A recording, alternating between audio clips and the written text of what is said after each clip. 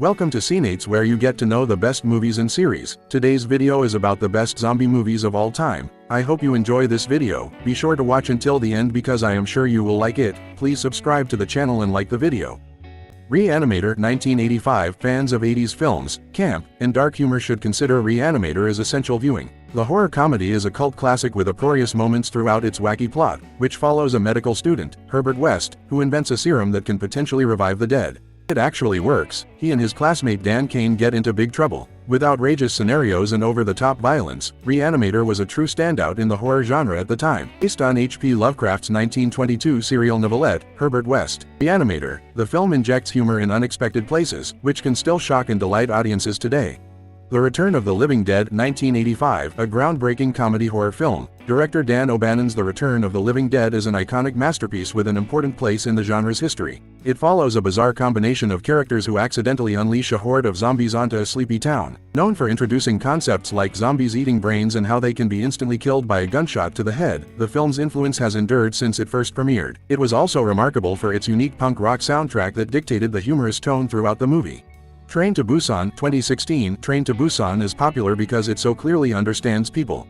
Add to that the spectacle of a high-speed train in the zombie apocalypse, and you have an incredible movie. Directed by Ian Sang-ho, the film follows a man and his estranged daughter's already difficult journey on a train, which is soon complicated by the beginning of the end of the world. Train to Busan is, ultimately, a story about sacrifice versus selfishness and what it means to the characters in conflict. Would you risk your life to save a stranger? How much do you value your loved ones? To sacrifice yourself? These hard-hitting questions with genuinely terrifying practical and special effects, and audiences get a great viewing experience. Day of the Dead 1985. By the time of the events in Day of the Dead, its characters have been living alongside the zombie plague for a few years. Few survivors there are left are depicted as either soldiers or scientists. The soldiers are attempting to destroy their undead neighbors, while the scientists search for a deeper understanding. Tension builds or their already suffocating environment inside a missile silo becomes even more intolerable because of their squabbles. Even more clearly than the film's two predecessors, Day is the zombie movie in which George Romero makes most explicit his thesis, following in the footsteps of Jean-Paul Sartre.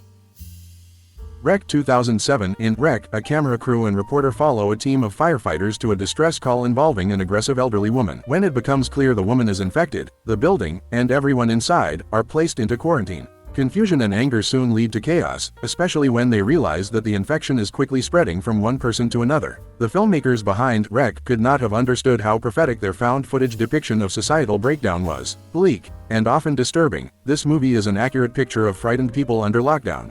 Also one of the best found footage movies ever made, highlighting the possibilities within that niche.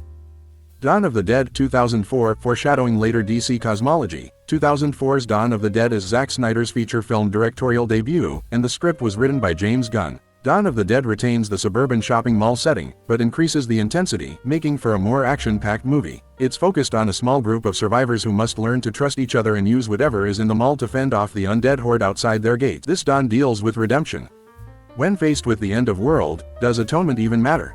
Or would the apocalypse offer one the perfect chance to save each other? Despite being overshadowed by the rest of Snyder's filmography, it remains an incredibly rewatchable zombie flick worth checking out today.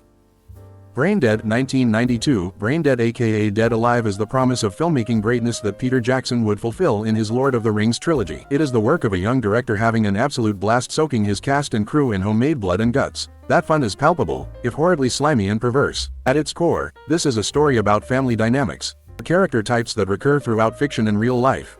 The bearing mother, the doting son, the Sumatran rat monkey carrying infectious disease. It's a tale as old as time. Even in the face of unholy terror, family roles are the real danger. Shaun of the Dead 2004. Edgar Wright's Shaun of the Dead is the moment where the zombie mythos goes back to the basics. While the titular dead may not have any self-awareness, the movie itself is a winking love letter that embraces zombie movie history. From the title to the barricaded third act, this is a feature-length salute to the works of George Romero. The characters, particularly Simon Pegg's Shaun, are all numbed, not just to violence, but to life itself. Shaun is so locked into a routine that he misses life. That way, he himself is almost zombie-like, and viewers are meant to examine how closely they might resemble the slack-jawed dead. When Shaun actually has to fight zombies, he ironically discovers a thirst for life that might have been missing, all delivered with perfect comedic timing, of course. Zombieland 2009. Zombieland is less a parody than it is a loving homage. Penned by Deadpool's Red Reese and Paul Wernick, Zombieland is way more comedy than it is horror. However, Zombieland is absolutely a zombie movie, and it systematizes lots of the rules that have worked for survivors of the genre. In this film, the zombies are infected, rather than undead. So, what separates humans from their ferocious ilk? Zombieland answers the question by slowly having its characters lower their guard throughout the runtime. 4 characters all connect, showing that what differentiates people from their undead cousins is his need to relate to his fellow human.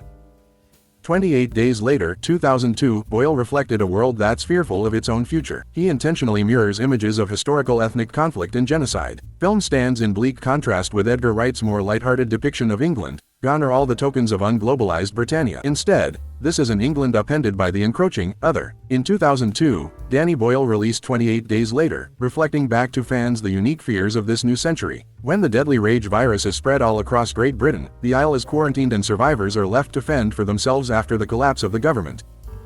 Night of the Living Dead, 1968. There are a few examples of the dead coming back to life in cinema prior to Night of the Living Dead. However, George Romero's 1968 work kickstarted the zombie trend as audiences have come to recognize it. Many of the characteristics viewers identify with zombie movies were formalized in Night of the Living Dead. Perhaps the most important zombie trope codified in Night was the zombie movie as social commentary, allegory.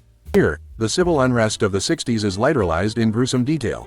While the undead may pose the more exciting threat, ultimately, people should be more afraid of each other.